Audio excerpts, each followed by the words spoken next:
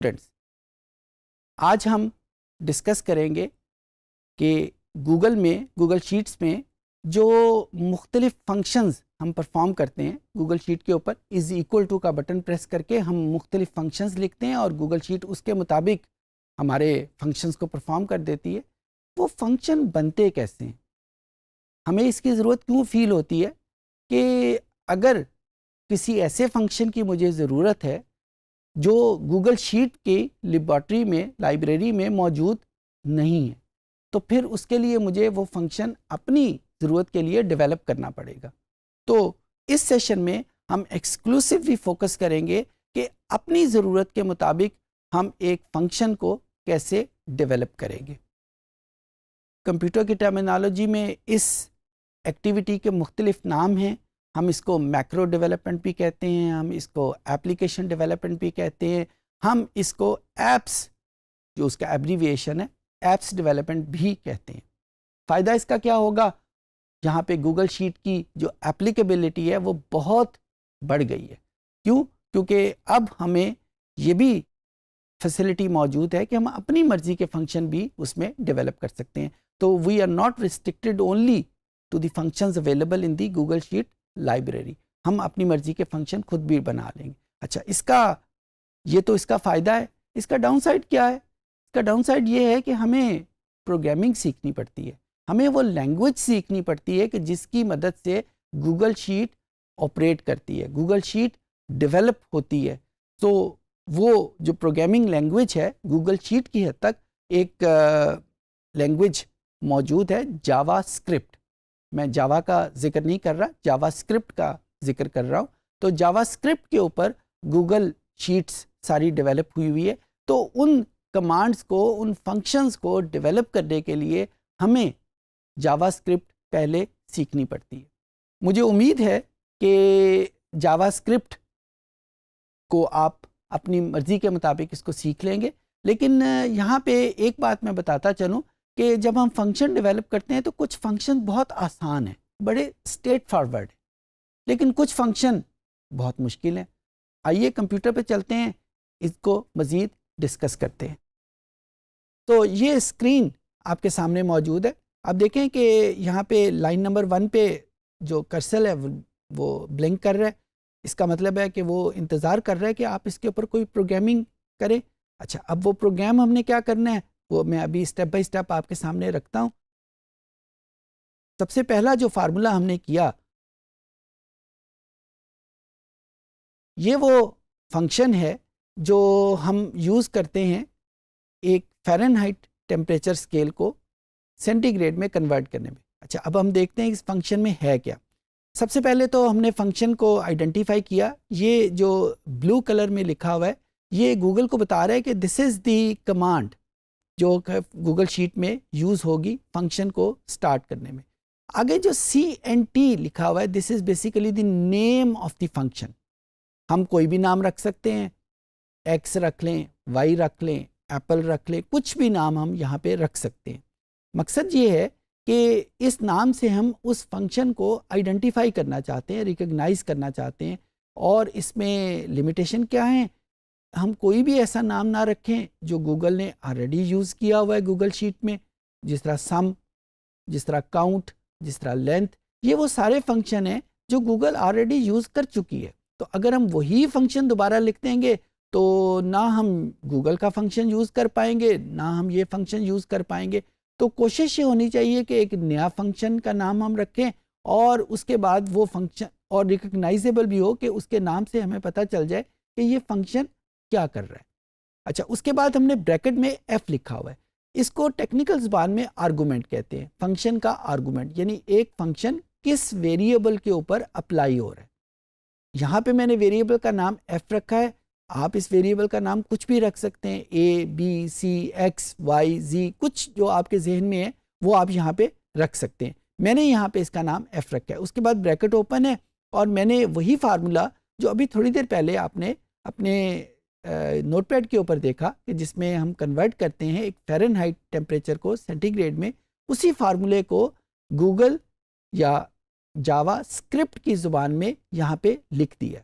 इसको हम जावास्क्रिप्ट भी कह सकते हैं, और आजकल क्योंकि गूगल शीट कर रहे हैं तो हम इसको गूगल स्क्रिप्ट भी कह सकते हैं। तो गूगल की प्रोग्रामिंग में हमने इस फार्मूले को ट्रांसलेट करके यहाँ पे लिख दिया, और फिर उसके बाद हमारे पास ये रिटर्न सी, यानी इस फार्मूले का जो भी आंसर होगा वो यहाँ पे रिटर्न कर जाए, यानी जब हम एंटर का बटन प्रेस करें तो क्या चीज़ हमारे सामने आए वो हम इसको खुद बता रहे हैं कि सी हमारे सामने आ जाए। अच्छा, अब हम इस फंक्शन को एग्जीक्यूट करके देखते हैं कि ये फंक्शन एग्जीक्यूट हो रहा है या नहीं हो रहा। सबसे पहले तो हम इसको सेव करेंगे, सेव करने के बाद हम इसको डिप्लॉय करेंगे, और डिप्लॉय में ये जो 3 ऑप्शन आपके सामने हैं, ये वो पहली ऑप्शन है कि जिसमें हम किसी फंक्शन को अपने पर्पस के अलावा लोगों के लिए भी ओपन करना चाहते हैं, या इसको टेक्निकल ज़ुबान में बोलूँ तो उसको पब्लिक करना चाहते हैं।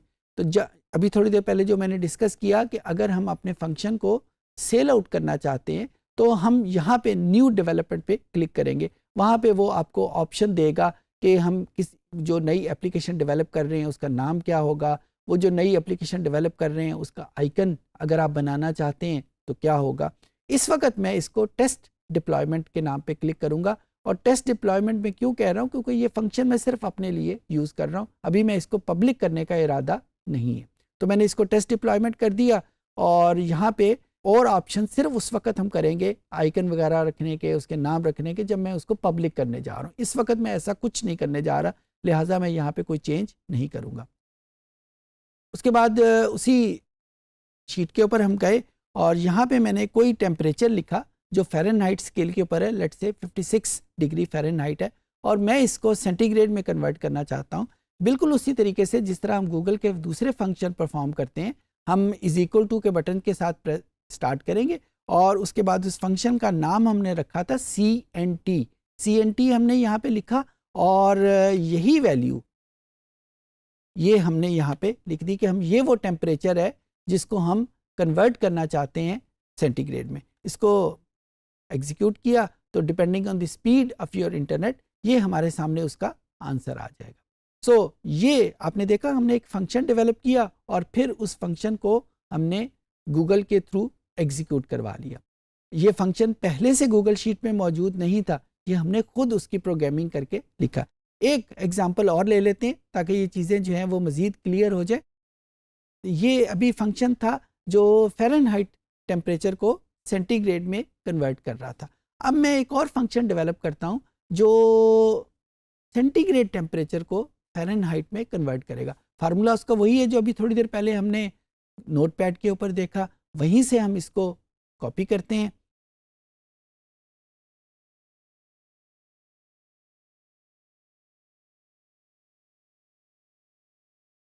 जी स्टूडेंट, ये मैंने वो फंक्शन यहाँ पे लिखा, फंक्शन का नाम FHT है, और इसमें जो फार्मूला है वो मैंने यहाँ पे ट्रांसलेट किया। जो आर्गुमेंट पास कर रहा हूँ वो C है, और रिटर्न जो वैल्यू आ रही है वो F है, और इसके बाद मैंने इस फंक्शन को यहाँ पे क्लोज़ कर दिया। जो ब्रैकेट यहाँ पे ओपन होती है वो यहाँ पे मैंने क्लोज़ कर दी। इसको भी मैंने सेव किया। सेव करने के बाद जब मैं इस शीट के ऊपर जाके कोई भी टेम्परेचर, फॉर एग्ज़ाम्पल 57 एक टेम्परेचर है जो कि मेरे पास सेंटीग्रेड स्केल पे है, और मैं इसको कन्वर्ट करना चाहता हूँ फ़ारेनहाइट स्केल के ऊपर, तो मैंने उसी तरह =टू का निशान प्रेस किया। उसके बाद फंक्शन का नाम लिखा FHT, और फिर उसके बाद ये वैल्यू जो है, ये रेंज जो है सेल की, ये मैंने इसमें ट्रांसफ़र कर दी, और इसको एंटर का बटन प्रेस किया तो depending on the speed of your computer इसने इसको फ़ारेनहाइट स्केल के ऊपर कन्वर्ट कर दिया। और आपने देखा इसकी जो एग्जीक्यूशन है बिल्कुल उसी तरीके से है जिस तरीके से हम एक गूगल शीट में जो फंक्शन मौजूद हैं वो एग्जीक्यूट होते हैं। सिर्फ एक छोटा सा डिले आता है, और वो डिले इस वजह से है कि ये इस वक्त इंटरनेट की स्पीड इसके ऊपर बहुत मैटर करती है। हो सकता है कि आपके कंप्यूटर पे ऐसा ना हो, जो ही हम एंटर का बटन प्रेस करते हैं ये तो ही हमारे सामने इसका रिज़ल्ट आ जाता है। अच्छा, ये तो बड़े आसान से फंक्शन थे, और इसमें हमने जावास्क्रिप्ट की कोई बड़ी technical hi fi language use नहीं की। एक फंक्शन मैं आपके सामने इस तरह का रखना चाहता हूँ ताकि आपको बता सकूँ कि ये जावास्क्रिप्ट की लैंग्वेज काफ़ी एडवांस लैंग्वेज है, और इसमें बड़े टेक्निकल फंक्शन भी हम परफॉर्म कर सकते हैं। मिसाल के तौर पे मेरे पास ये 3 वैल्यूज़ हैं और मैं अपनी किसी क्यूरियोसिटी के लिए, अपने किसी फंक्शन के लिए ये चाहता हूँ कि गूगल सबसे पहले इन तीनों वैल्यूज़ का लॉग ले, और जब लॉग ले लिया जाए तो फिर इसको ऐड कर दे, और जब हम ऐड करके एक वैल्यू हमारे पास आ जाए, फिर इसकी पावर इन 3 वैल्यूज़ का जो जितनी इनका काउंट है, यानी 3, इसकी पावर 3 ले ली जाए। तो ये 3 स्टेप हैं जो हम जावास्क्रिप्ट के थ्रू या एक फंक्शन डेवलप करना चाहते हैं, जिसमें सबसे पहले उनको लॉग लिया जाएगा, लॉग लेने के बाद फिर उसको सम किया जाएगा, और सम लेने के बाद उसकी पावर की जाएगी। अच्छा, अब हम इसके ऊपर फंक्शन कैसे करेंगे? बिल्कुल उसी तरीके से यहाँ पे एक चीज़ आप फील करेंगे कि मैं एक ही शीट के ऊपर मुख्तलिफ फंक्शन डेवलप करता जा रहा हूँ। अच्छा, by the end of the day जब मेरे पास कोई 10-15 फंक्शन मैंने अपनी क्यूरियोसिटी के लिए, अपनी पर्पस के लिए डेवलप कर रहे हुए हैं, तो कंप्यूटर की ज़बान में मैं ये कहूँगा कि मैंने अपने फंक्शन की एक लाइब्रेरी डेवलप कर ली है, और उस लाइब्रेरी को आप ऑनलाइन भी सेव कर सकते हैं गूगल के ऊपर, क्योंकि ये सेव हो रही है आपके अकाउंट के ऊपर, और आप उसको अपने कंप्यूटर में भी सेव कर सकते हैं अपने दूसरे पर्पसेस के लिए, अपने रिकॉर्ड के लिए। सो एक ही शीट के ऊपर आप एक से ज़्यादा फंक्शन लिख सकते हैं। हाँ, उन सारे फंक्शंस के नाम डिफरेंट होने चाहिए। जिस तरह इस वक्त हमने गूगल की शीट के ऊपर 2 फंक्शन लिखे हुए हैं, एक का नाम जो है वो CNT है और एक का नाम FHT है। अगर नाम सेम हो जाएगा तो फिर गूगल को भी समझ नहीं आएगी कि कौन सा फंक्शन कैसे इस्तेमाल होगा। एक एडवांस फंक्शन यहाँ पे लिखते हैं, और जो अभी मैंने उसका पर्पस आपको बताया, उसका पर्पस क्या है?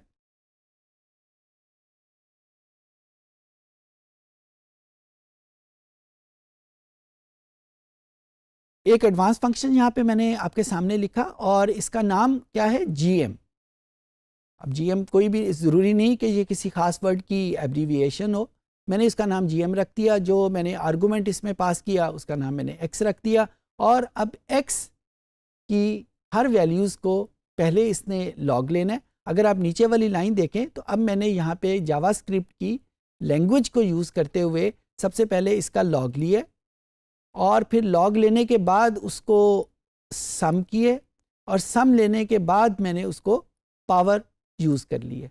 तो ये लैंग्वेज जो आप देख रहे हैं, शायद आप में से इस वक्त अगर आपको जावास्क्रिप्ट पहले नहीं आता तो शायद आपके लिए प्रॉब्लम हो, लेकिन इसको दिखाने का मकसद ये था कि गूगल शीट में इतनी पावर ज़रूर मौजूद है, या जावास्क्रिप्ट में इतनी पावर ज़रूर मौजूद है कि ये बड़े कॉम्प्लेक्स फंक्शन भी उतनी ही आसानी के साथ कर सकती है जितने के एक सिंपल फंक्शन।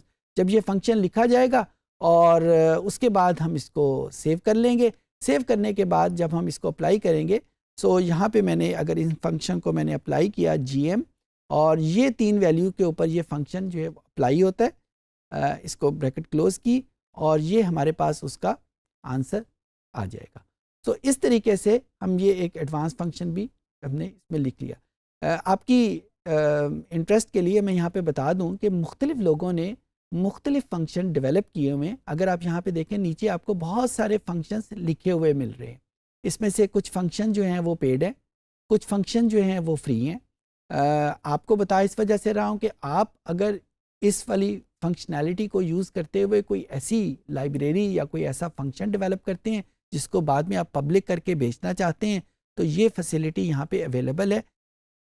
यहाँ पे गूगल ने फैसिलिटी प्रोवाइड की हुई है कि लोगों ने जो मुख्तलिफ़ फंक्शंस डेवलप किए हुए हैं उसकी एक लाइब्रेरी भी यहाँ पे मौजूद है। आप ये देखें कि बेतहाशा फंक्शन यहाँ पे मौजूद है, हर फंक्शंस का नाम भी मौजूद है और हर फंक्शन की आइकन भी मौजूद है। उम्मीद है कि आप इन फंक्शंस को यूज़ करते हुए अपनी क्लाइंटेज को डेवलप कर लेंगे। तो इस सेशन में हमने सीखा कि हम गूगल शीट के अपनी मर्ज़ी के मुताबिक फंक्शंस कैसे डेवलप करते हैं। इन फंक्शंस का फ़ायदा ये है कि हम कस्टमाइज्ड फंक्शन डेवलप करके उनकी एक लाइब्रेरी बना के उनको सेल आउट भी कर सकते हैं, और ऐसे बहुत सारे फंक्शंस हमारी लाइब्रेरी में मौजूद भी हैं, आपने देखे भी। सो ये फंक्शन डेवलप करने के बाद हम एक फ्रीलांस बिज़नेस अगर डेवलप करना शुरू करना चाहें तो हम बड़ी आसानी के साथ शुरू कर सकते हैं। शर्त उसके लिए यही है कि हमें उसकी प्रोग्रामिंग लैंग्वेज आनी चाहिए। I hope the things would be understandable for you.